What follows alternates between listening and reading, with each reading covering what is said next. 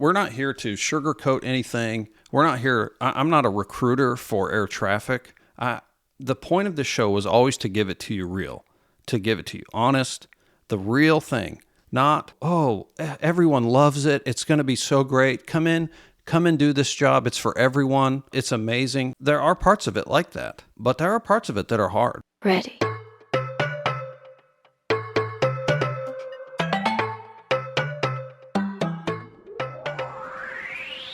Welcome to Opposing Bases Air Traffic Talk, an aviation podcast by two air traffic controllers and rated pilots who love to talk about flying, controlling, and everything in between. The show is for entertainment purposes only and should not be used as a substitute for your instructor, your supervisor, the FAA, the NTSB, or your CAT. The show will give you a better understanding of how things work in the National Airspace System and maybe even make you laugh along the way.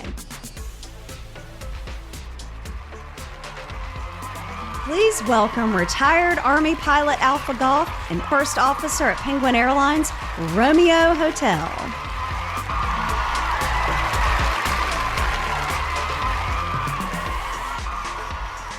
It's Wednesday, February 11, 2026, episode 424. On today's show, we'll talk about the day in the life of a controller, correct another incorrect statement made by me, and solve all of the world's problems. What's up, BG? Hello, everyone. Happy Wednesday. Yes. 424. 424. 424 episodes. Mm-hmm. We didn't record last week. We recorded 2 the week prior. I believe it was before the snow apocalypse that we experienced. Where are we at with that? Give everybody an update on our snow situation here. Right. So here at my residence, we had upwards of 12 inches of snow. That's very unusual here. Now, the one good thing about this storm was that it was very cold and the snow was very dry and fluffy. So it lost probably 4 inches, the next day. And very quickly started melting off. It was super easy to shovel, it was easy to drive through. It wasn't, a big wet snow is way worse for driving. But anyway, we're at the point of nearly gone. It is, except for the big piles, on the street and in your driveway, it's pretty much gone. Did you lose power? Yesterday was 65, 68 degrees. Yeah. Very nice. It was gorgeous. Did you lose power? Nope. Never lost power. Neither did we, which means if you're prepared for it, you won't lose it.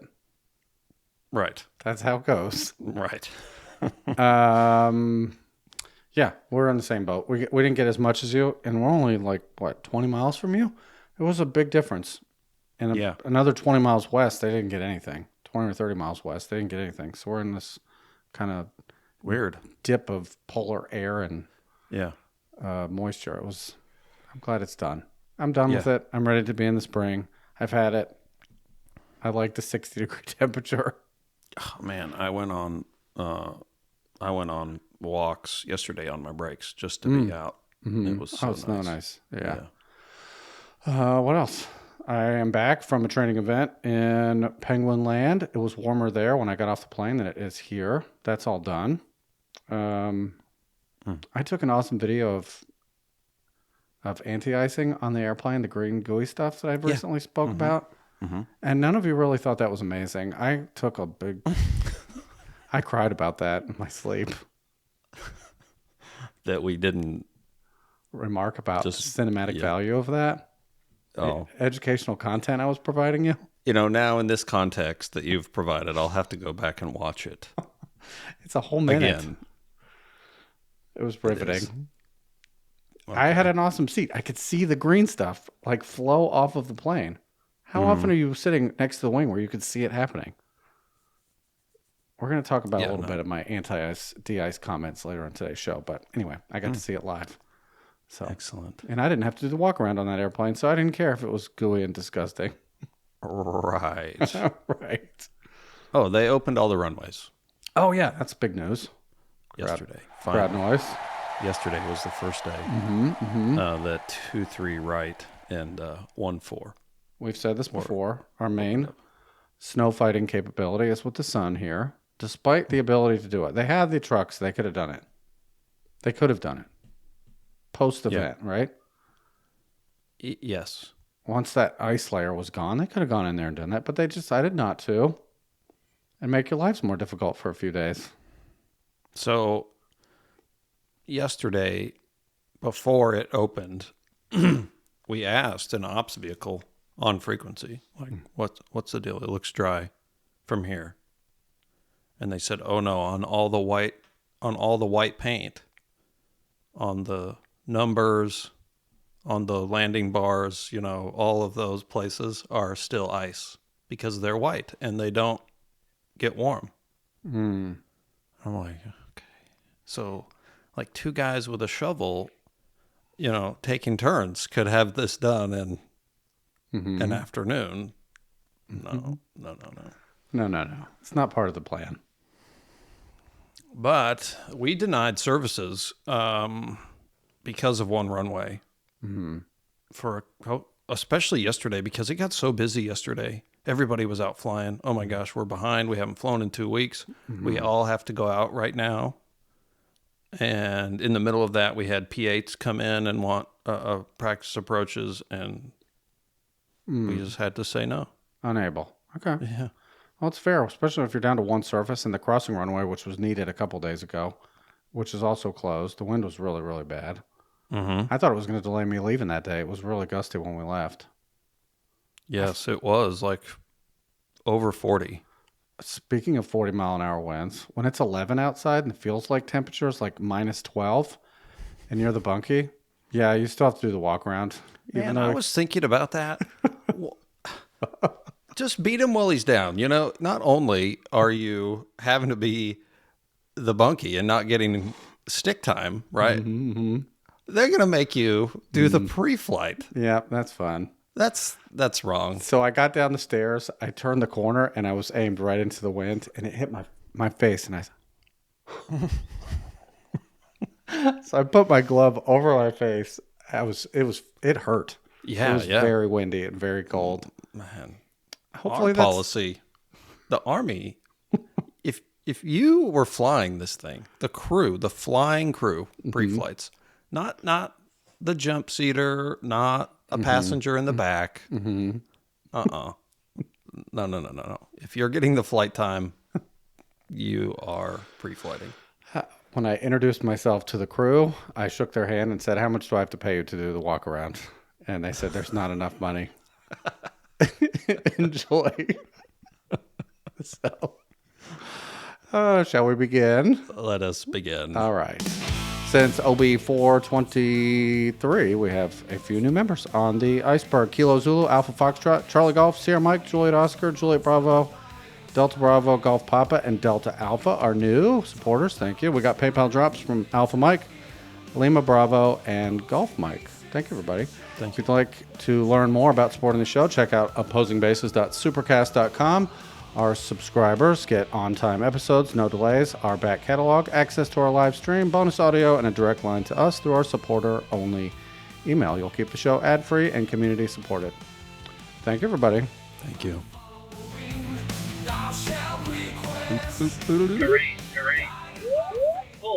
Review and announcements. We have a lot of announcements. I'm going to get ready while you read the review and prepare to read all these amazing announcements. Very good. The review titled Learn How to Impersonate a Federal Employee the Slow Way. That is... You have my attention. All right. 5 stars. At my glider club on a recent bad weather day, hangar talk ensued. The topic was... our glider ops separation from an arrival into the nearby hipster Charlie. I, an instrument-rated airplane and glider private pilot, was doing my best to represent the opposing base's ethos of good NAS citizenship to a group of glider pilots, most of whose idea of instrument procedures is fuzzy at best, and involves a cell phone with Google Maps at worst. Beyond walking them through the routes and altitude restrictions on the Star, I filled in extra detail gleaned from this podcast about what the controllers are expecting as center hands-off arrivals to approach and approach launches departures out of their problem at high speed. We covered IFR separation requirements, the limits of radar coverage, the differences between our glider's primary only returns, mode C, ADS-B, and even got into arrival and departure gates around nearby Mount Headwear. It was a great discussion, and as it wound down and we agreed that transponders should be next on the club's upgrade wish list, our tow pilot, a retired Air Force general and airline pilot, came up and asked, "So, are you a controller?" "No, sir. I just listened to a podcast." Alpha Charlie Foxtrot. Love it. Excellent. Great job. At the hangar talk on a low IFR day, you learn a lot from those conversations. So good for you guys. And thanks for sharing the show. Yes. All right, announcements. Hi, guys. Number one, I have an announcement for Echo Delta. Congratulations for earning your new Citation 521 type rating in January. Congrats. 525. 525. Did I say 9? 1. Oh. Of special note, he successfully navigated the Universal after years of flying modern Garmin GA glass instruments. For the uninitiated, the Universal FMS is the equivalent of an aviation abacus with the usability of a spoiled carton of milk. Congratulations, Echo Delta. Also, the OB hoodie is great. 5 stars. Cheers, Juliet Delta. Well, cool. Had you heard this term universal before? For describing the FMS? I hadn't, but No. probably one that's common in multiple airplanes. Maybe this is a generic name you've made up, or maybe that is what it's called. When you are used to some of, like GA gets all the new toys much faster than jets that have been around for, not even that long, 10 or 15 years. It's a big time span. And they don't go back and retrofit a lot of these jets. It's what came with that airplane. So you're doing like a little step back in time. And to navigate those is tricky. Ask me how I know. I'm working on one that was invented in the 80s. Oh, boy. Yeah. Oh, speaking of upgrades, I can't remember on the last show, I made a trip down to the unit, the King Air unit, for a retirement ceremony for the last person I think that I knew left in that unit. Reserve fixed wing has been on the chopping block forever. For like 5 years, they've been saying, "Oh, we're getting rid of it. We're getting rid of it. It doesn't have a tactical purpose." Well, so I've been gone a couple of years. I come back. What have they done? Upgraded all the planes. I have never seen a King Air with 5 bladed props. 5. Nice. I'm sure they're out there in the civilian world, but it seems kind of rare. Anyway, and they put all new Garmin 1000 auto throttles. Auto throttles on a King Air. Fancy. Yeah, so they not only did they not get rid of reserve fixed wing, they doubled down. Made it better. Yeah. I'm sure the pilots love that. Yeah. Auto throttle's a game changer. I didn't have that till I went to Penguin. That is a game changer. If you're used to manipulating the thrust levers the entirety of the entire flight, and all of a sudden you don't have to do that anymore, amazing. Now, just use caution. That can lull you into a sense of forgetting to put the power back in. Yes, it can. At the bottom of a descent when you don't have auto throttles anymore. Yeah. That, luckily, I have not flown with that deferral yet. I don't look forward to that day. Don't let the stall horn be your reminder. Why are we slowing down? It's so quiet. So weird. All right, number 2, Alpha Mike is a commercially rated helicopter pilot. Congrats. Awesome. Congrats. Their feedback is below. We'll get to that. Number 3, Juliet Mike is now a captain. Congrats. Very good. They sent a note. I recently passed my captain upgrade training at the executive fractional under the Buckeye Charlie and the Phenom 300. That's a 4 to 6 passenger business jet, if you've never heard of that. This is my first time being a captain in a crew environment. I'm excited and a bit apprehensive, but I'm looking forward to running my own ship. Juliet Mike from the Western Slope Delta. Well, congrats. Cool. And good luck. Now all the things you've learned about what you wanted to do as a captain and what you thought, I might do that a little bit differently, you might change your opinion. Now you're the one in charge of actually executing some of those things that you thought, why don't they do this? Well, now you're in that seat, and you're going to learn a lot. You're going to learn a lot. Changes everything. Yeah. But I'm sure you'll do great. You've spent a few years over in the right seat on that airplane, I believe. We've gotten feedback about you on that plane before, so that's good. You have the familiarity of the airplane under your belt, and now it's, the operational stuff. Every day you're going to see new stuff. Why did this never happen when I was in the right seat? Yeah, right. It did. You just didn't notice. All right, and the last one, hi, Arch and AG. This is Supercaster Lou and Bravo from the Trappist Beer Delta, west of the Mussels and Frites, Charlie, in beautiful Belgium. Happy to report that after 11 months of ground school, sim time in a basic air traffic BATD, I can't remember what that stands for. Basic air training device, airplane training device, I think is what it is. And about 40 hours of flying in and out of the soup, I obtained my EASA basic instrument rating. Congrats. Cool. Awesome. So we're talking about another country. There's feedback below. We're going to read about that too. So, Okay. All right.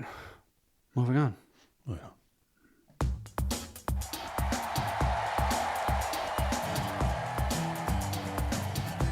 Timely feedback. Timely feedback.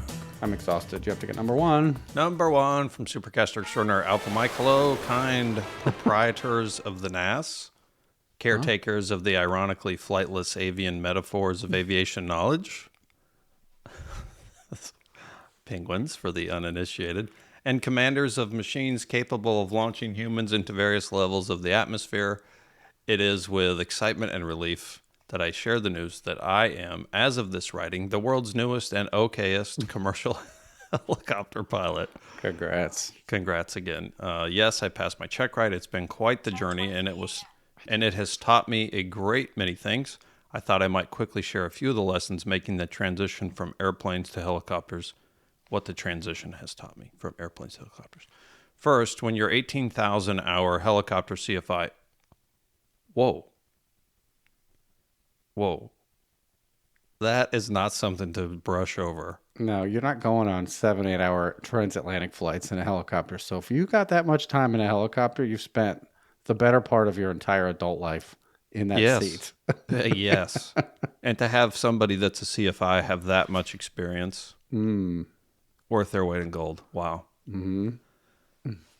Okay, let's start over. First, when your 18,000-hour helicopter CFI says, my controls, let me show you something, tighten up that seatbelt a little bit because you can rest assured you're about to experience something you won't find in any level of the airman certification standards. In hindsight, doing return to target maneuvers on my various first lesson probably should have been a clue about what was to come.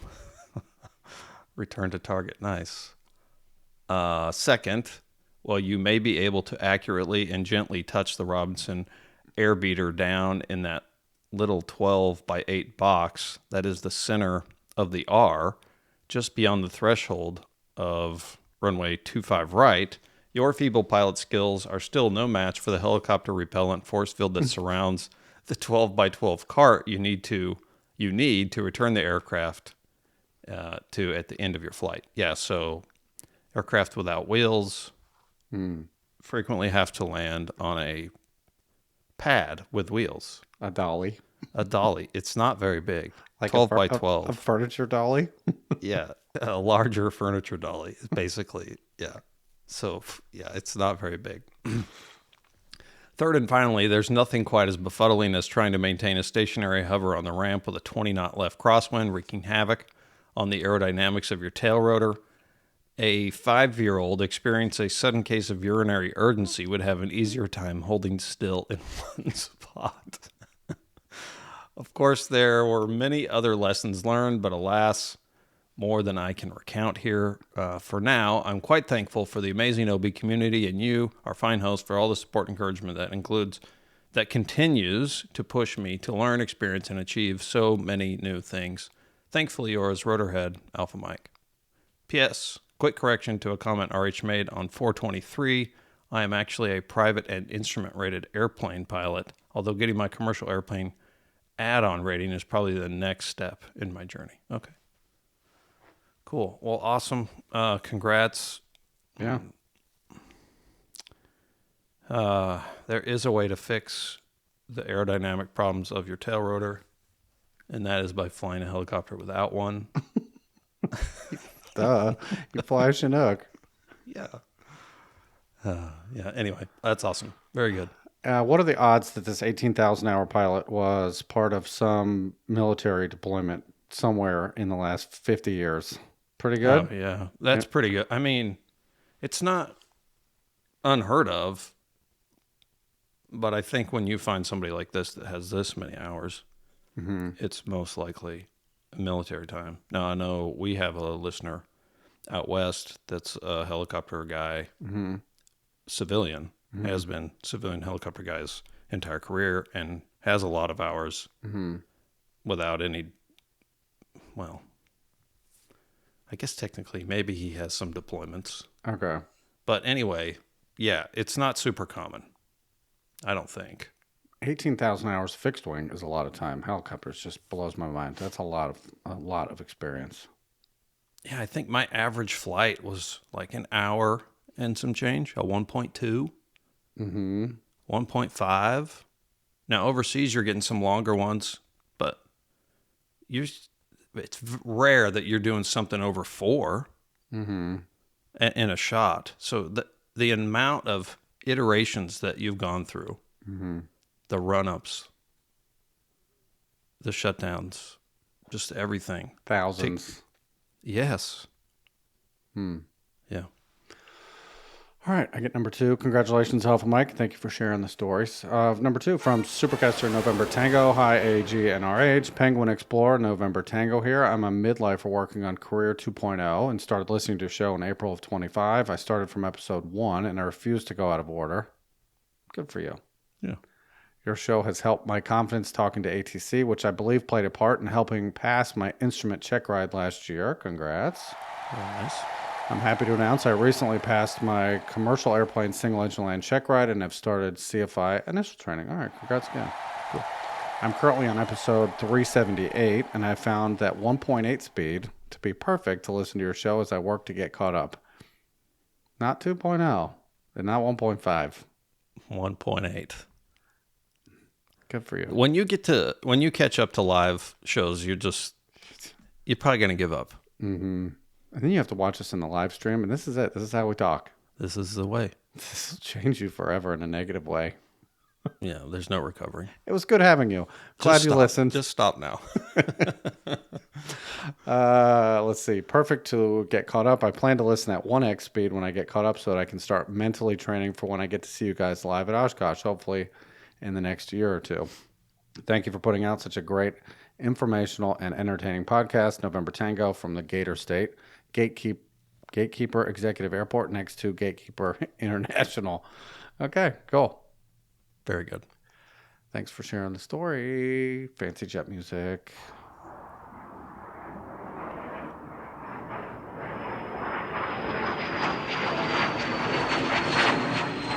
All right, this week's show topic is brought to us by Penguinot Delta Sierra from Aquaville Municipal, a day in the life of a controller. I've been wondering, they sent a nice note, and we got a lot of questions. I put some blue in here. Maybe review that while I'm talking. So we go, I don't know, that's just a reminder down there of all the things. So, okay. I've been wondering, what does a typical day look like for air traffic? Say you're working, I have to do this too. Little editorial note. You wrote this, and either your speech to text turned every time you said the word session, it changed it to season. I changed them back to session. Okay. If I mumbled season when I talked about a session in the tower or a position, that's my fault. But I changed all the times you said season to session. Anyway. What's a typical day like? You're working from 6:30 to 3. That's not a shift. We'll talk about that. What time do you roll in the parking lot? What are your pre-shift rituals? I imagine coffee is involved. How many sessions do you work per day? Do you know how long each session will be?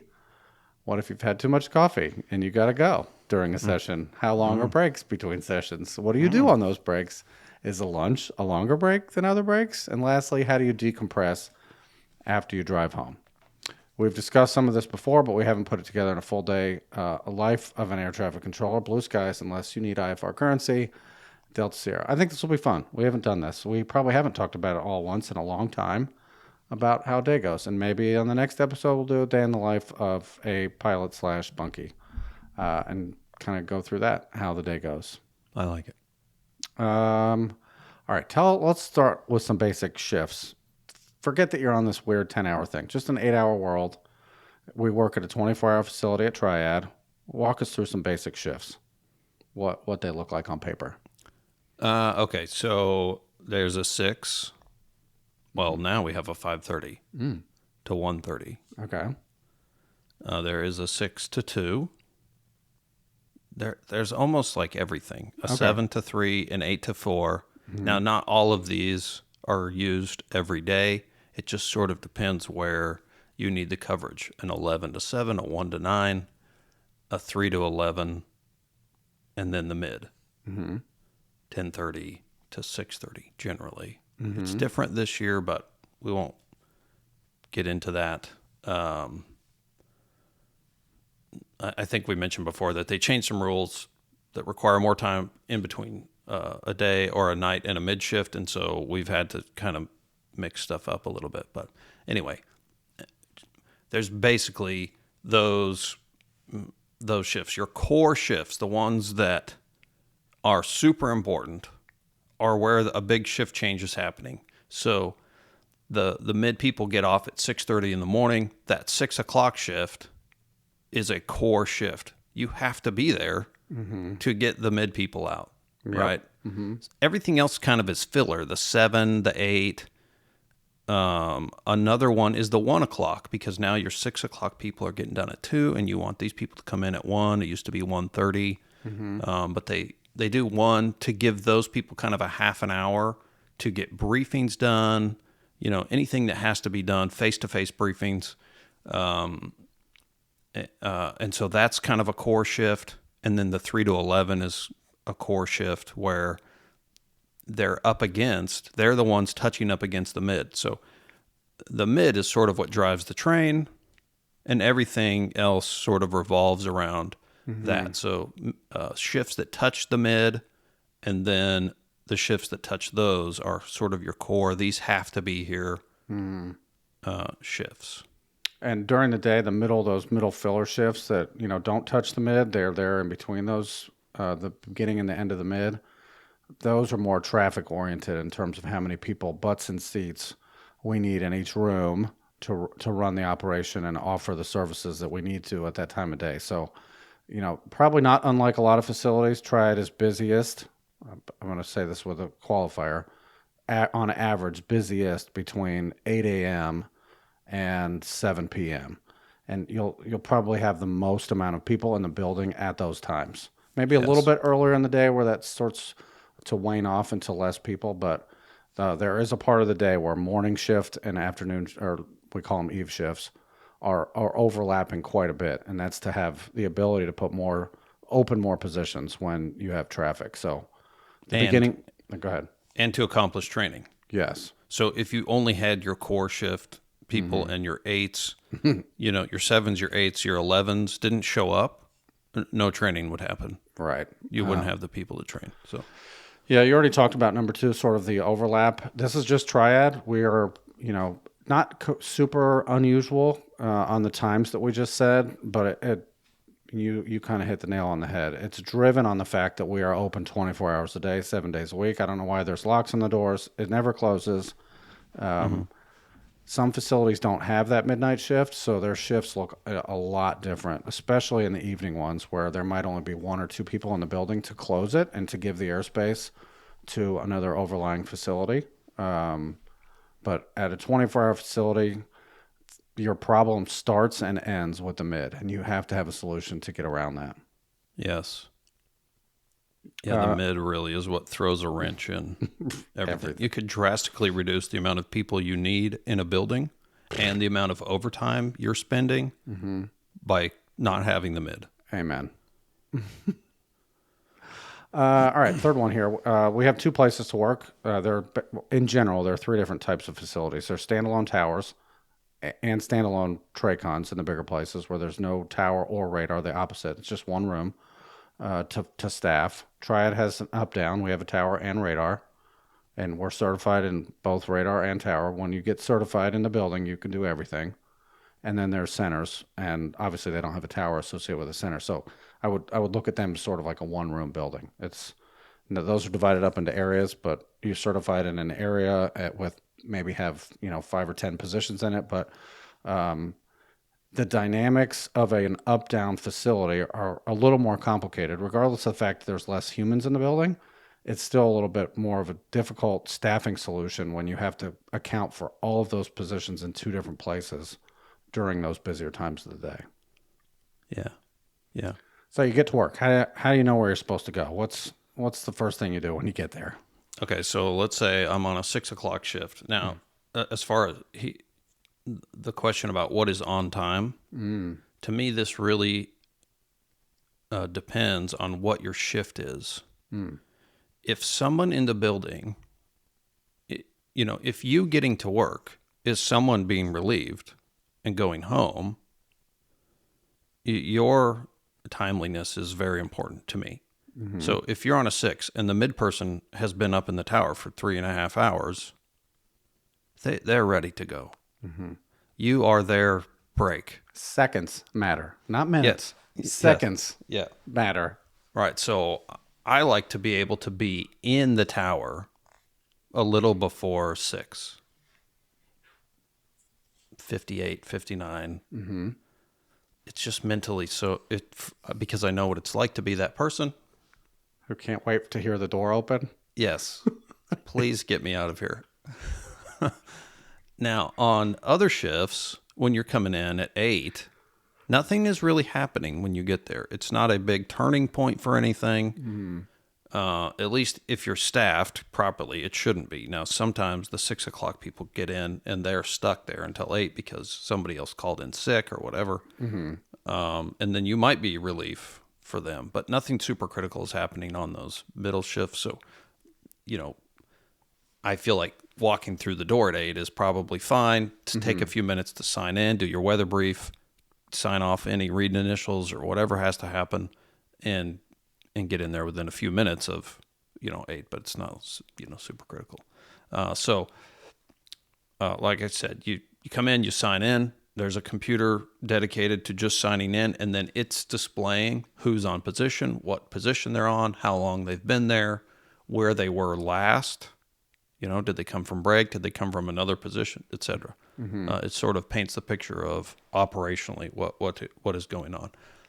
Then there's a computer dedicated to weather briefing, and hitting play on the weather brief and putting your initials in there. And it's usually like 30 seconds long, 45 seconds long. A lot of it is extraneous. They're talking about stuff in the flight levels and the winds and temperatures. Like, I don't care. But anyway, and then your briefings and stuff that might have to take place. A lot of that is just automated on a computer. You read through a PDF, sign your initials with a pen, and move on. Then your assignment. They've changed this. The assignment sheet used to be out in the hallway, and it was set up the way that a shift would look in terms of all of the different shifts coming in. And then next to your initials would be a T or an R, or a T slant R or an R slant T. In my case, when it says T, I just sign out and then walk out of the building, and I drive home. And that is a pretty it's a pretty easy day. I'm kidding. So they've moved the assignment sheet now into the Tracon. So now you have to walk in the Tracon and say, I did my weather briefing, which they could see anyway. Right. And get your assignment that way. Okay. And then off you go.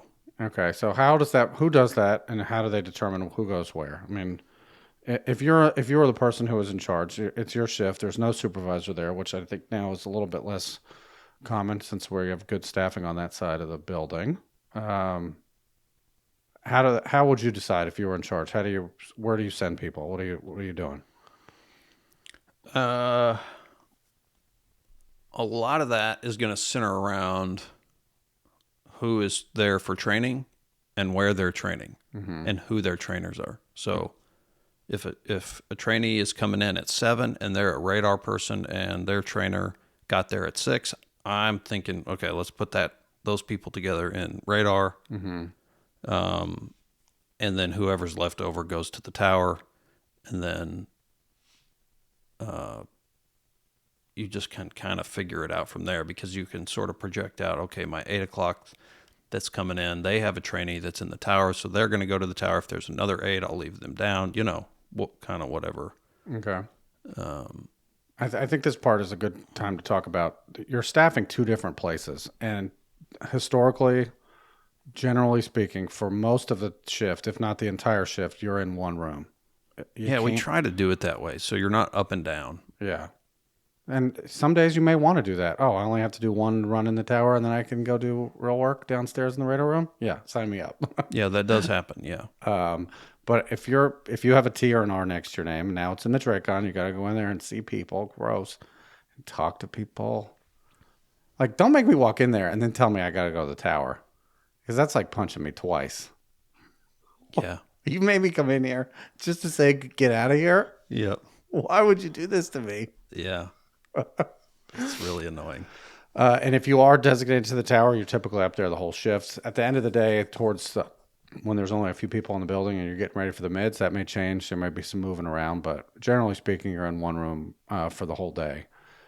Each room relies on a certain number of people, and this is where air traffic controllers are, I think, at our finest. We're figuring out a break rotation. We don't need anybody to show us what to do. We will figure it out.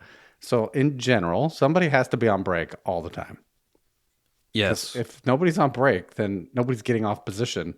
There's no rotation happening.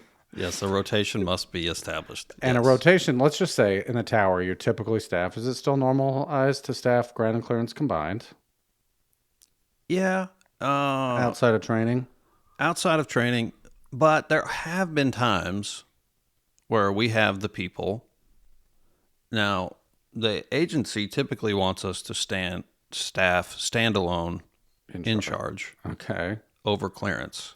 I am wholeheartedly against that. Mm-hmm. Completely against it. Mm-hmm.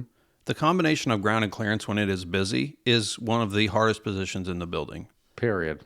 And now you're distracting a person whose sole job is to look out the windows with stuff that they have to be heads down, typing, reading, making amendments.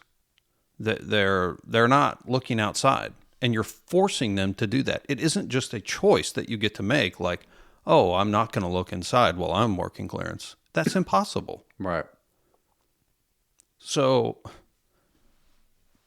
instead of splitting clearance off and having somebody who doesn't have to look outside. Clearance being in charge combined. Yes. Yeah, okay. They want to have a standalone. All that person is doing is in charge. Right. Watching the ground and clearance person flounder around. Right. Tubing. Big time. Yes. Yeah, that makes no sense. It doesn't make sense. But in fairness to them, a lot of controllers don't want to split clearance off. Mm-hmm. It's an uphill battle for me. I will never win. All right, let's talk about it in general terms then. Let's assume that third position is a standalone. So there's 3 people that are on position: a local controller, which is the tower, ground and clearance combined, going down the tubes. Everybody's laughing at them. Haha, you get your chance over there. Have fun. Yep. And then a standalone person who's basically doing nothing except saying they're in charge. Let's be honest. Listening to both, ideally, but then that gets super difficult to do. You're listening to 3 frequencies. It's impossible. Don't do that. Is that really what their expectation is? That you're monitoring? Yes, absolutely. I could see monitoring 1, but not both. Like, come on. Okay. So in order for those 3 positions to be open and on from 8 till, let's say, 5 at night, that's fair, general, you need 4 people to do that. You need someone to run a rotation. Mm-hmm. Someone to be on break. When that person comes back, guess who they get? Who's been on position longest? Unless they have to move and do some shifting around to get their trainee who's training on ground and clearance. Now we get to watch them flounder for 2 hours. Yeah. But my point of mentioning that is that you can't just have the number of people that you need positions open. You need somebody on break or everybody's stuck and nobody moves. Right. And in theory, we should only be doing about an hour and a half to 2 hours on position before you get a break. And after doing an hour and a half on ground and clearance combined, these center people are laughing at us talking about this. I cannot wait to see you try to do that one day. It's not as easy as it sounds. Yeah, the likelihood of 2 airplanes touching on the ground. Yeah, okay, they're going to see each other. So it's not the most urgent, but it's very busy. It's very, very busy. It is. Now, there's one caveat to planes touching, and that is runway crossings. Yes. And as ground, you are responsible for that portion of, your part of coordinating a runway crossing. Mm-hmm. And the more stuff you pile on to this person on clearance with their head down is the more distraction for stuff that is critical like that. And planes on runways move very fast. Yeah. So I think that is the reason. That is the reason that I like clearance open better than standalone. Now, we have enough supervisors right now that almost always in the tower, when standalone is required, it is done by a soup who doesn't have to they don't take breaks. Okay.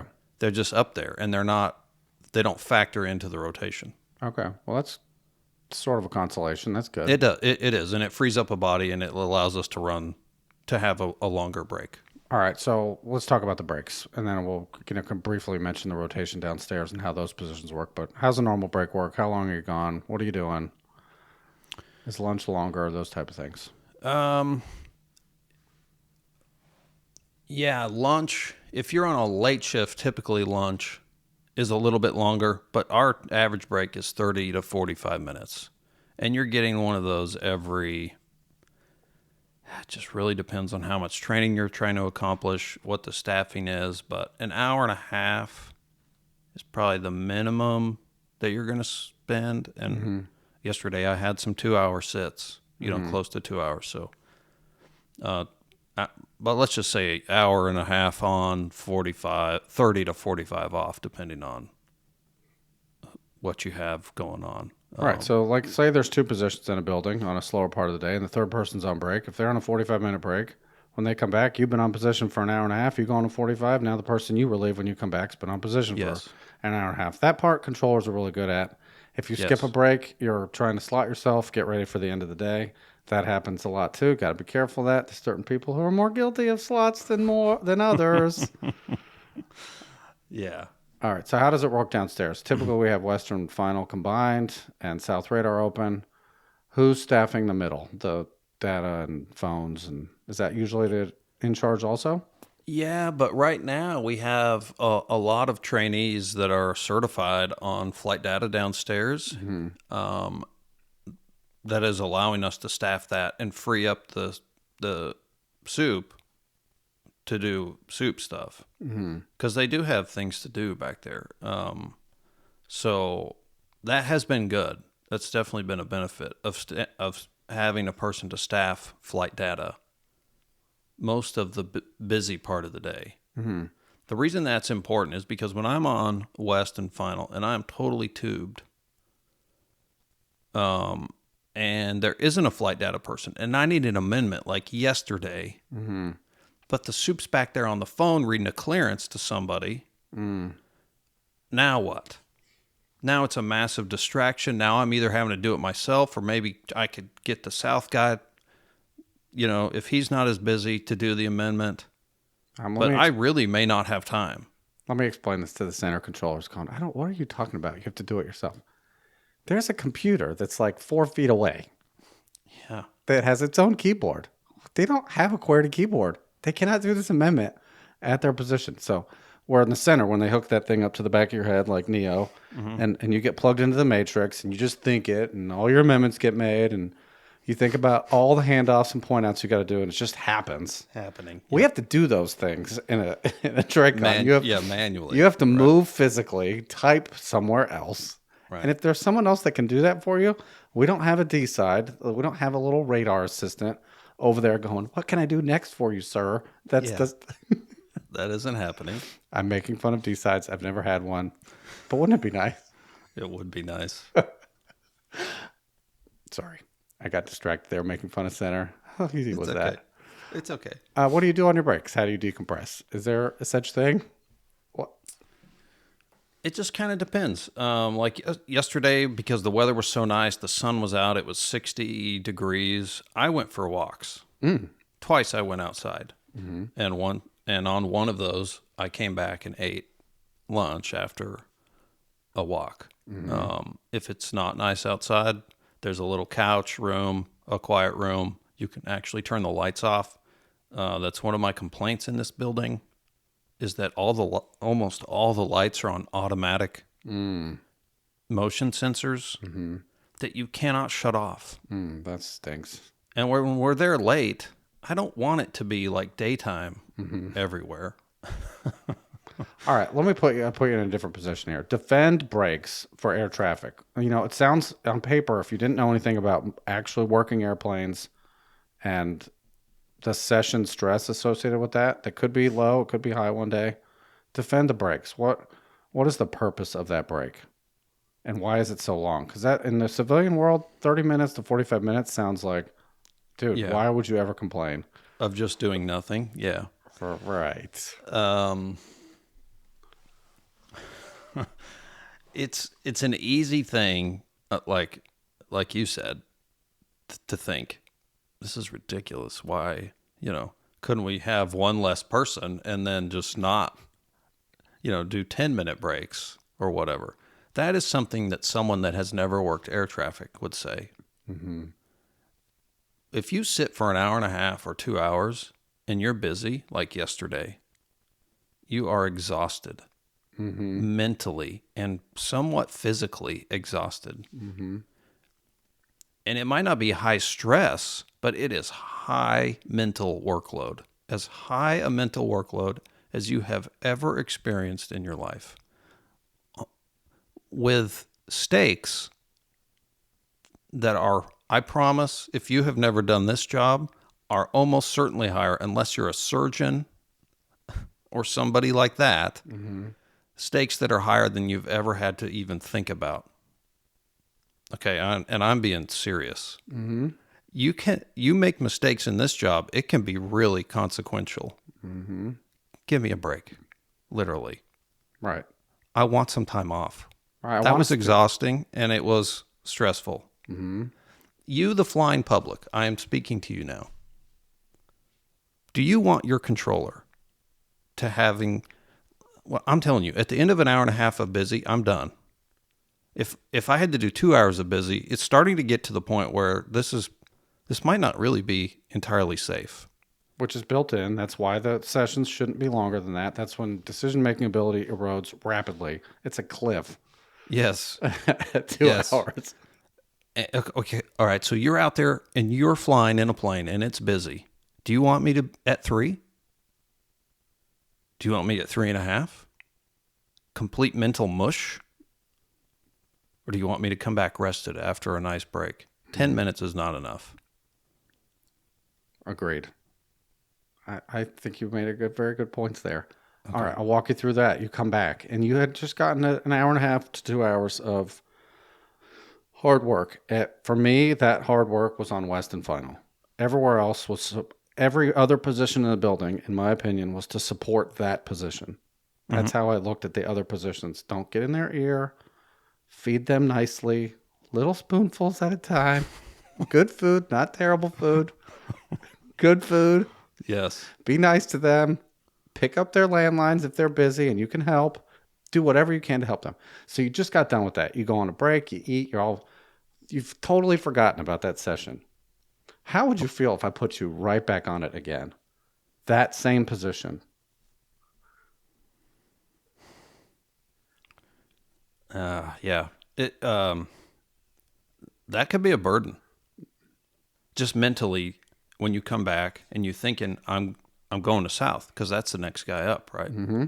But no, you're going to get West, and that guy's going to slide over to South and train somebody or whatever,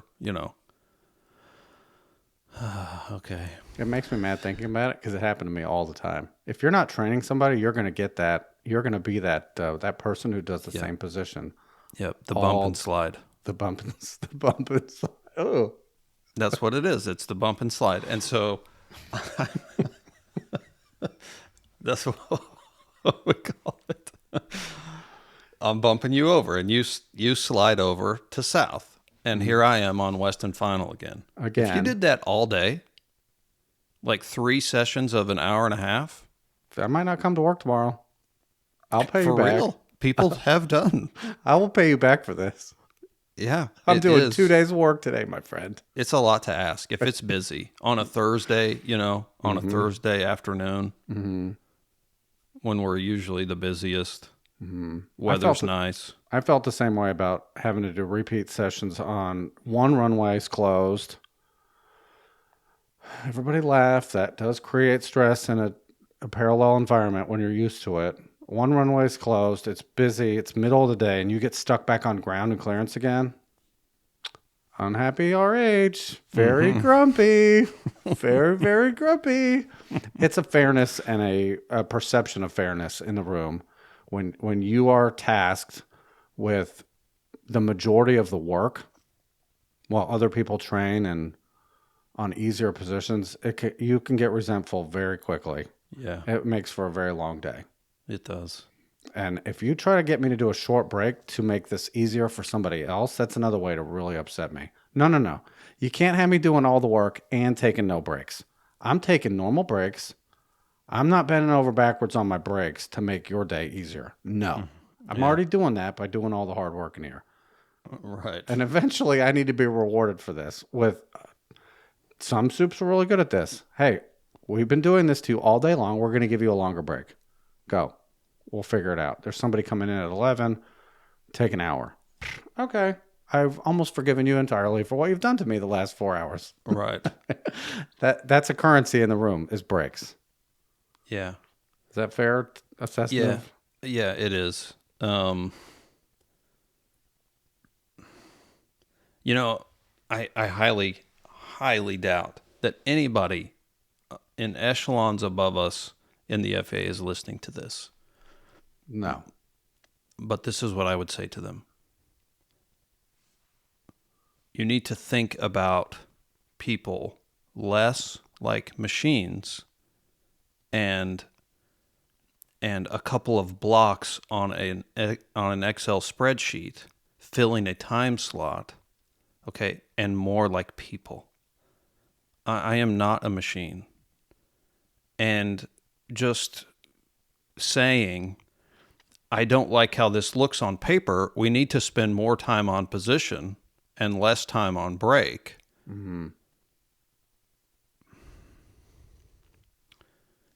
Is ignoring the human part of this.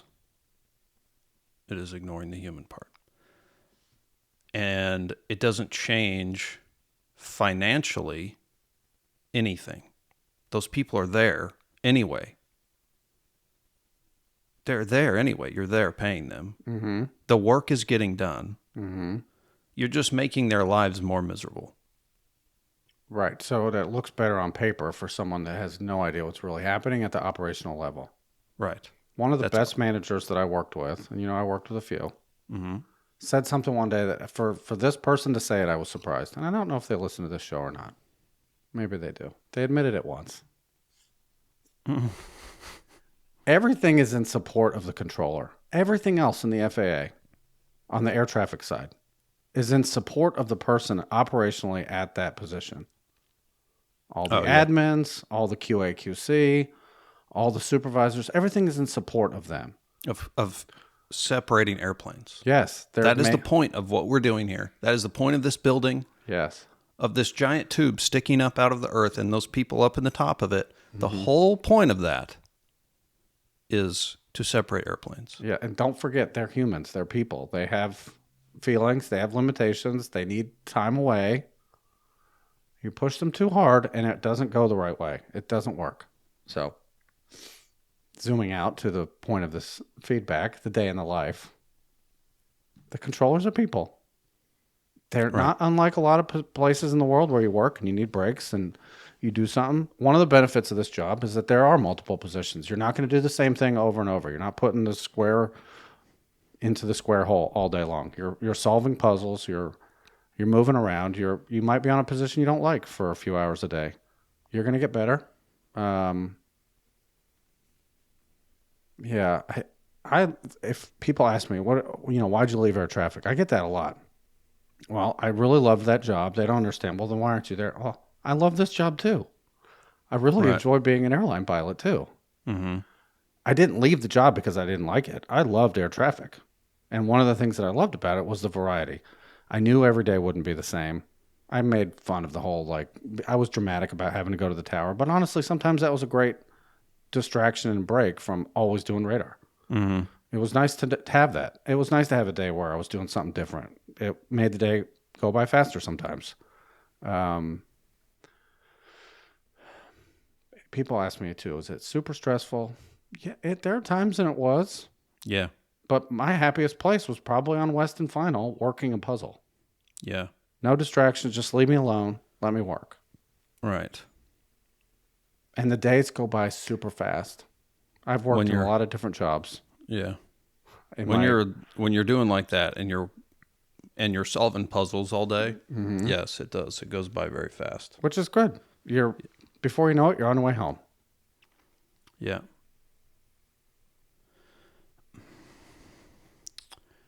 On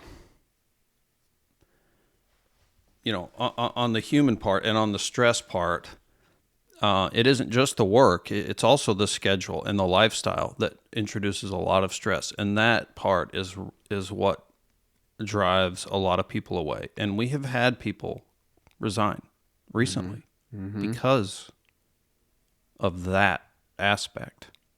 The schedule. And so that would be my other thing I would say to people in the upper levels of the FAA. You're pushing only results in having less people and only making it even worse.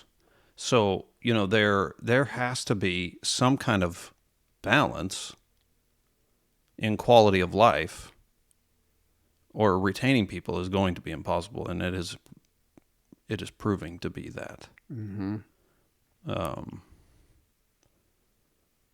Yeah. Anyway. Let's end on a positive note. Okay. It is one of the coolest jobs I've ever had. It's some of the little intricacies and there are negatives associated with it, but overall, the job itself of actually working airplanes, which is a chunk of your day, not all of it, is really fun. It is a fun job to actually sit down and do. Some of the in-between stuff and administrative and all the other things kind of cloud that up sometimes, but the act of working airplanes is really a fun job. Yeah, so you're looking at probably over 5 hours of the day, you're plugged in talking to planes. Or in my case, you're plugged in listening to someone else talk to planes, training them. But you are working probably 5.5 hours of the day. And the other is spent on break. When you're plugged in working, especially when it's, moderately or more busy, and you're really doing the job and you're really making hard decisions and solving a puzzle, solving a problem, it's super rewarding. I love it. I absolutely love it. Mm-hmm. And it's just, it's just putting up with and dealing with all the other stuff that has to go along with that. Sometimes that's hard. So cool. I think at the end of the shift, so they give you kind of a cool down at the end where you get off position and you're there for a little bit, which I think is actually kind of important to just not like go get in your car and drive away super upset. Just wait a little bit and cool down and try to settle down. Yeah, so 20 minutes later when you get to your house, are you thinking about work anymore, or is that gone? It depends. I'm not thinking about working airplanes. Mm-hmm. But yesterday when they dumped 2 weeks of overtime on me right at the end of the shift. That was mean. Man, I was upset. Mm. My schedule starting in a week from now for 2 weeks is really, really bad. It's really bad. And yes, it was upsetting. That was not a great way to send me out the building. Mm-hmm. Maybe that's the flavor I have in my mouth today about the taste I have in my mouth. Well, I did these show notes before we had that talk yesterday, and I felt kind of like, the timing of this was a little bit off. Yeah, that's okay. You're smiling and having fun, though. So. I am. Yeah, I am. Yeah. Excellent. I think we answered most of the questions in there. We might have gone down a few rabbit holes, but what do you expect from us? That's what we do. Listen, we're not here to sugarcoat anything. We're not here. I'm not a recruiter for air traffic. The point of the show was always to give it to you real, to give it to you honest, the real thing, not, everyone loves it. It's going to be so great. Come and do this job. It's for everyone. It's amazing. Like, yeah, there are parts of it like that. But there are parts of it that are hard. It isn't for everyone. It isn't.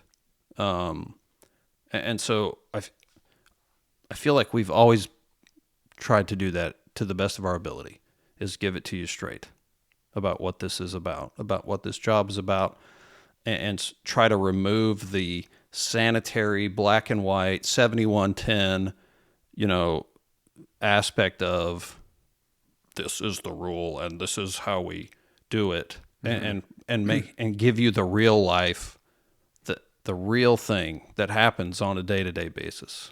I feel like we've done a pretty good job of that. I agree with that. Okay, good. Cool. Very good. Moving on.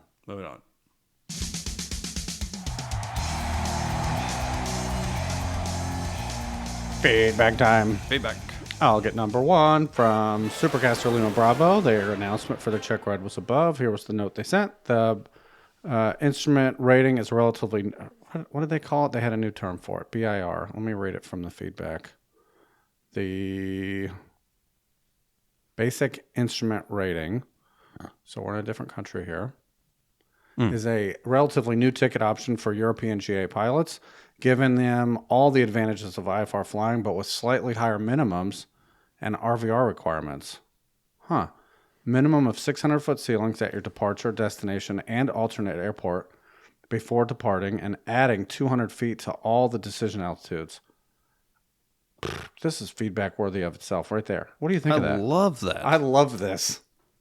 Like, it's almost like probationary instrument rating. Yeah. That is fantastic. They built in sort of regulatory personal minimums for this rating. Yeah. I feel it's a great way to allow us the benefits of instrument flying whilst keeping a reasonable safety margin as we build more experience. I could not agree more. Following OB's advice, as part of my training, I signed up for a few days of real IMC time at a flight school in the Czech Republic, hand flying in non-icing conditions, clouds from 600 feet AGL to minimums, which was, as predicted, a humbling experience. Not relying on our autopilot and multitasking the actual flying, the situational awareness / navigation, the communication and procedural steps of an approach is like a choreography that requires constant training and exposure. So like many have said before, this new rating definitely feels like an invitation to continue to learn. Kind of crazy that professional pilots will divvy up these tasks between them, but we're fine with the low-time general aviation pilot attempting all of this on their own. Just go ahead, insert comment. We have been saying that for a long time. So I never flew single pilot IFR. Ever. We always were two pilots. And when I was kind of exposed to the GA world through air traffic and a lot through the show of the amount of people single piloting IMC to low ceilings, I'm like, what? Why? Yeah. That's a lot. Right. In professional environments, you're dividing it up really between three. 2 able-bodied, rated, proficient, professional pilots, and automation that sometimes doesn't exist in the GA level. A lot of them have it now, but autopilots that can take you very close to the ground. That's 3 different people doing it or things versus one single pilot IFR. And I know I've said it before, is probably the most challenging endeavor a pilot will ever be tasked with in the civilian world. Mm-hmm. It's very difficult. Yeah, it's no joke. They continue. The check ride itself was actually a lot of fun. I even got to fly a PAR approach to minimums at a local Navy base, and no need to ask for a hold as we were dealt a real one because of a real emergency with some bigger iron before us. Pro tip to myself, don't drink too much coffee before a future check ride. That's actually part of the ACS, my friend. As flying a long hold while admitting to ATC you have plenty of fuel could make your bladder capacity a real emergency. Everybody says, how far can you go in that Skyhawk? It doesn't matter. Yeah. I have to go to... I don't have a bathroom in this plane. Not 5 hours. It doesn't matter. Happy I could add this privilege to my European private pilot rating and hoping I can repeat the exercise in other airspace as I try to manage the menagerie of bilingual penguins on a symmetrical iceberg that floats between the FAA and the European equivalent, EASA, shores. My next step will be to attempt to get my full FAA instrument rating too. I would be willing to bet, just based on anecdotal evidence, for pilots that I watch do conversions, that you won't have a hard time converting it. I think our requirements are a little bit more humane, especially in the testing environment. So, yeah, go ahead, do that. That'd be great. If I succeed, as a bonus, I will be able to file and fly IFR in the UK NAS too, so I can avoid the dreaded, I'm going to mess this up, and I'm going to try my best, squawk conspicuity instruction. In case you don't remember, that instruction is the instruction for transponder code 7000, the equivalent to 1200 in the US, and a true tongue twister. Looking forward to more OB learning. Keep up the good work. All right, we have a short audio to play, and they won't butcher this. You ready to play it? What? Did I say it wrong? No. I just am thinking only the British, would have to insert some difficult. How can we make this fancy, impossible to repeat? Yep. All right, I'm ready to hit play. 1, 2, 3. Today I talk about pilots getting tongue-tied. It has to be the most difficult thing to say in UK radio telephony. It used to be just Squawk 7000 or Squawk VFR. Now it's Squawk Conspicuity.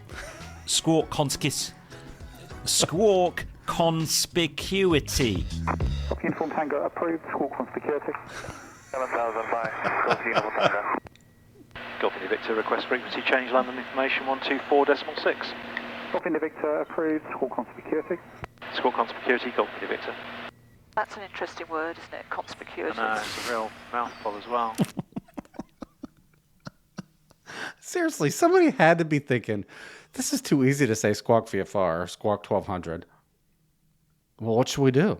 Well, let's use a very abstract word from the dictionary that's hard to pronounce and make them do it like 50 times a day. They'll get really good at it. I would have to practice that leading up to this change. Conspicuity. You did great. You crushed it. That was your first attempt. Unique New York. Can you imagine the buildup in the room? Because people would know you'd have to say it soon. So they would be staring at you, pointing. Let's see if they do it this time. Yeah. Meanwhile, in the U.S., squawk VFR frequency change approved, and the pilot just responds, squawking and talking, have a good day. Yeah. Nothing proper here. Excellent feedback. Congratulations on your rating. Thank you for making me say hard words. And I apologize to all the normal bingo players that would have been probably a bingo right then, of me trying to say that word. Do you want number 2? Number 2 from Supercaster Sierra Romeo Delta AG and RH. In a recent episode, you discussed anti-ice versus de-ice. Your explanation was somewhat correct. Okay. As you pointed out, anti-ice is put on any time you operate in icing conditions, generally defined as temperatures below 10 Celsius and visible moisture unless the temperature is below minus 40. And then there's no moisture in that precipitation.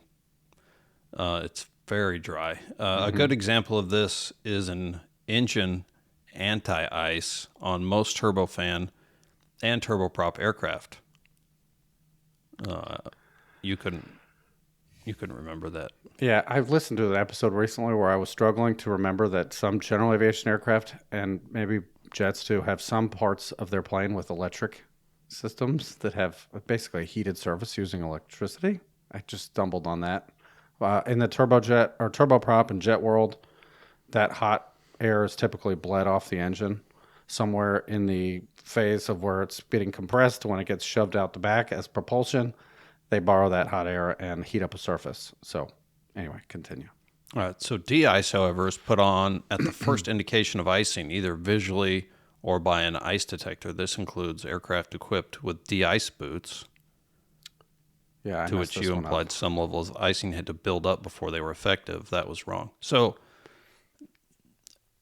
it is, well, okay, we were always taught in the King Air that had boots that as soon as you detected icing, that blowing the boots was going to accomplish nothing. And I personally witnessed that until you let it build up just a little bit, enough to where it formed sort of a solid layer on the leading edge, and then inflating the boots actually did remove it and allowed it to break up. So we were always told to allow that buildup. I think we're talking about a fine line here of, okay, we have a surface like a windshield wiper blade or something where I could see a little bit of, if I just turn them on then, and I just expand the boot and make it bigger, this rubber bladder on the front of the wing, if I just make it bigger then all I'm doing is creating a new surface for ice to accumulate on, at which point I'll have nothing to do to get it off. That's I'm trying to say it without saying you have to let it build up to the point of it causing an aerodynamic problem, which is what we're going to hear about in the next paragraph. But there has to be something on it for it to work. Otherwise, you're just making a surface for the ice to build on that's expanded with air. Mm-hmm. Does that make sense? Mm-hmm. So what you're saying, yes, there's a fine line, though. You can't go too far because now the boots just won't work. Right. Continue, sorry. Okay, so the FAA and all manufacturers recommend or require de-ice boots to be activated at the first indication of icing, not after the accumulation of a certain amount of ice. Failing to do so has contributed to accidents such as the Comair 3272, where the crew delayed activating the de-ice boots in icing conditions, as the Comair Embraer 120 procedure was contrary to the manufacturer procedure. Keep up the great work. It's much easier to sit in the peanut gallery and throw feces than to put together a weekly podcast. Sierra Romeo Delta. Well, thank you for that. Yeah, I mean, I don't know. I'd have to go back and look and see what the King Air. It's probably written very legally. Legally is like where, it gets cold when you hit a cloud. If you turn it on, then we haven't really done anything except make a new surface for it to kill us. Right. So at the first indication of icing, okay, what do you define that as? All right, I see icing building up on this leading edge that has a boot. All right, blow the boots. All right, then it should fall off. Wash, rinse, repeat. Keep doing that. Yeah. I'm sure it's written in a way in each manual, and I apologize for implying that it had to be a build-up to the point of, that accident was caused by that. They waited too long, and then the boots didn't work, and now they have this wing with too much ice to get rid of, and it didn't end well. Right. So refer to your flight manual, not podcasters, on when to deploy your boots, please. Yes. And if you're unsure of when to do that, find someone who knows and ask them, not us. Yeah, no, not us. But thank you, Sarah Romeo Delta, for pointing out how stupid I am.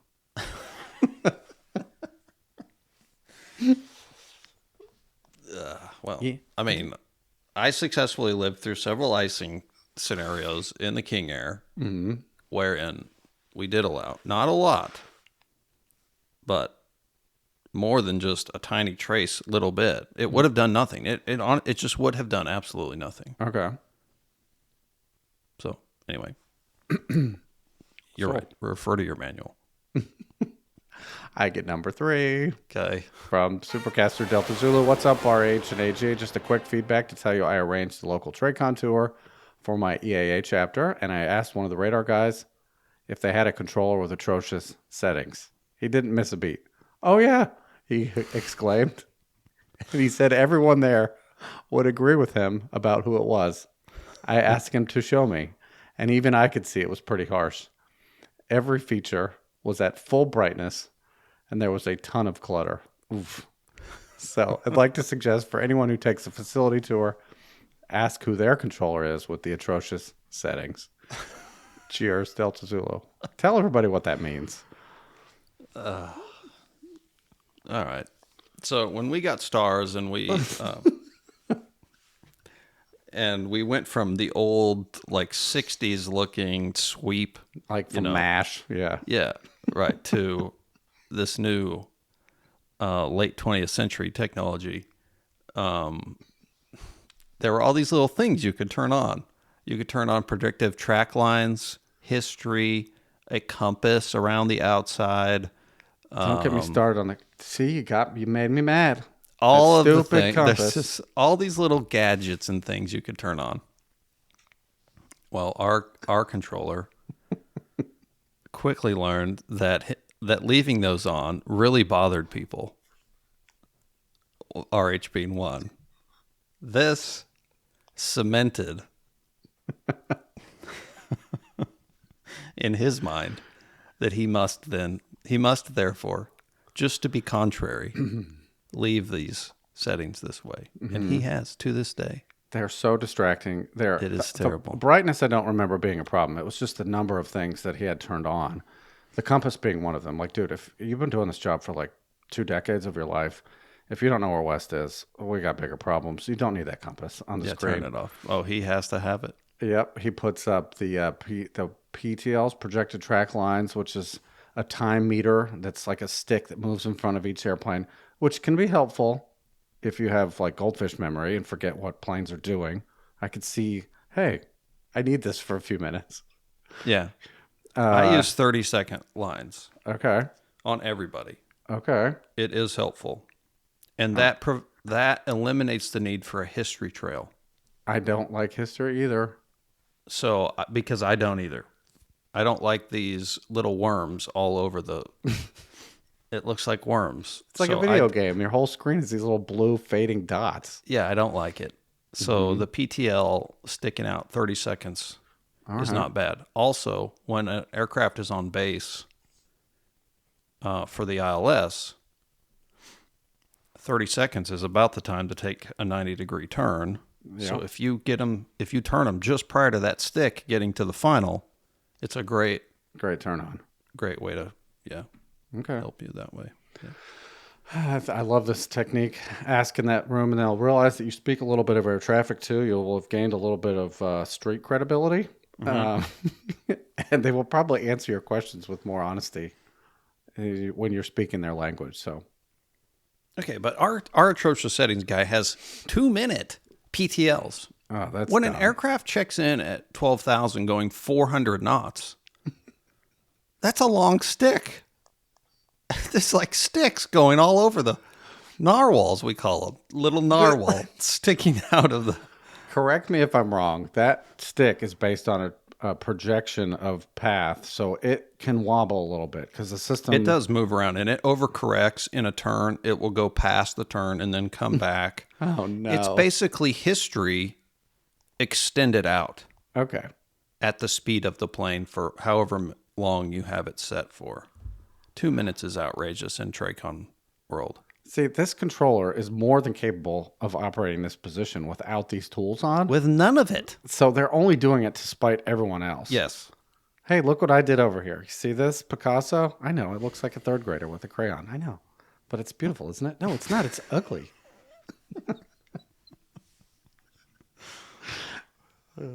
He knew what bothered me. The end. Yeah. All right, very good. Del Sul, thank you for that. We do our best to respond to supporter feedback and let them know when they'll be on an upcoming show. The inbox is being very managed right now. I put out a plea for new feedbacks. We got it. We've answered some, and we're keeping up with it the best we can. So that's good on that front. Excellent. Anything to add before the chat? I do not.